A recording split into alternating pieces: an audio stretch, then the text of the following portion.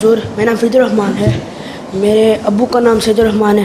میرے 2 سوال ہیں جی۔ میرا پہلا سوال یہ ہے، جب مرد حج کرنے جاتے ہیں ان کو اپنی تن کیوں کرانی پڑتی ہے؟ کہ یہ عورتوں کو بھی ہے؟ مرد حج کرنے جاتے ہیں تو وہ اپنے سر پہ منڈواتے ہیں، عورتیں بھی منڈواتی ہیں۔ یہ رسول اللہ صلی اللہ علیہ وسلم کا کی سنت تھی۔ سر منڈوانا اس لیے تھا کہ بچہ جب پیدا ہوتا ہے تو اس کا بھی سر منڈا جاتا ہے، اور یہ ایک قسم کی وقف کی علامت ہے سر منڈنا۔ صرف اسلام میں نہیں، دوسرے مذاہب میں بھی سر منڈانا وقف کی علامت ہے۔ ننز بھی سر منڈوا لیتی ہیں اور سادھو بھی سر منڈوا لیتے ہیں۔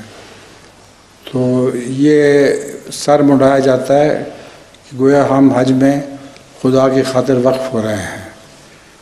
عورتوں کو سہولت ہے کہ آن وسلم نے منع فرمایا کہ عورتیں سر منڈائیں، ان کے بال تو شوا لیتی ہیں وہ۔